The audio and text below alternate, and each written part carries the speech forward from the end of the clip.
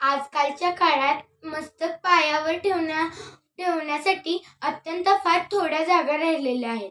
पण ज्यांच्या पुढे मस्तक ही नतमस्तक होते ते म्हणजे माँसाहेब जिजाऊ.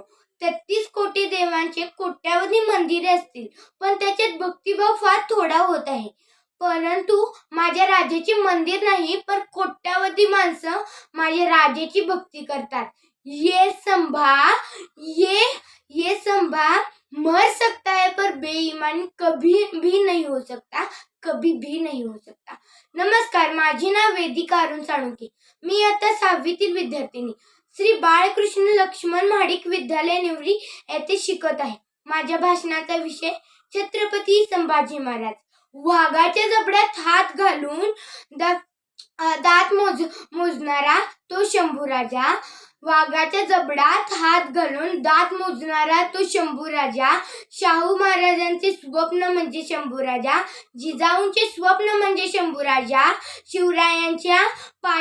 शिवरायांची तळपती तलवार म्हणजे शंभूराजा. मराठ्यांचे उसळणारे रक्त म्हणजे शंभूराजा. उसळणारे रक्त म्हणजे शंभूराजा.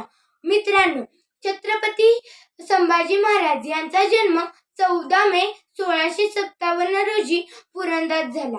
तेव्हा तोफांचा कडकडाट झाला. सह्याद्रीची मान उंच होऊन दिल्लीकडे पाहू लागली.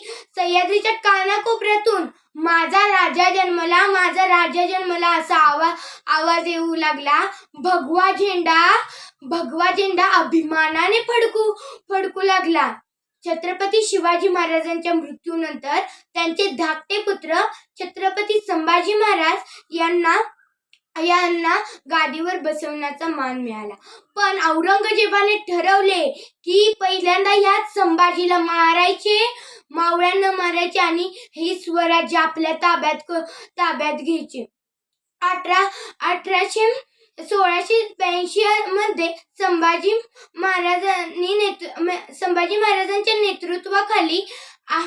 नेतृत्वाखाली औरंगजेबाविरुद्ध मावळ्यांनी 6 वर्षे लढा दिला. परंतु संभाजीराजे व त्यांचे कवी कलश यांना औरंगजेबापुढे धर्मवीर गडावर आणण्यात आले. औरंगजेब म्हणाला, तुमचे स्वराज्य माझे स्वाधीन करा. पण संभाजीराजांनी स्पष्टपणे नकार दिला. तेव्हा औरंगजेबने आदेश दिला, यांना ठार मारून टाका. तेव्हा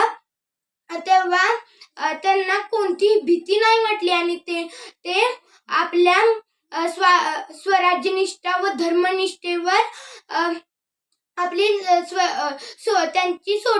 त्यांची स्वराज्यनिष्ठा व धर्मनिष्ठा सोडली नाही.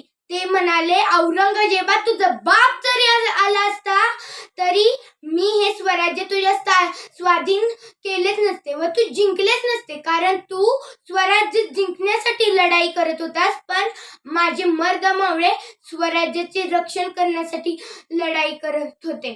अशा या थोर महाराजांना माझा मानाचा मुजरा. मी जाता जाता एवढेच बोलेन.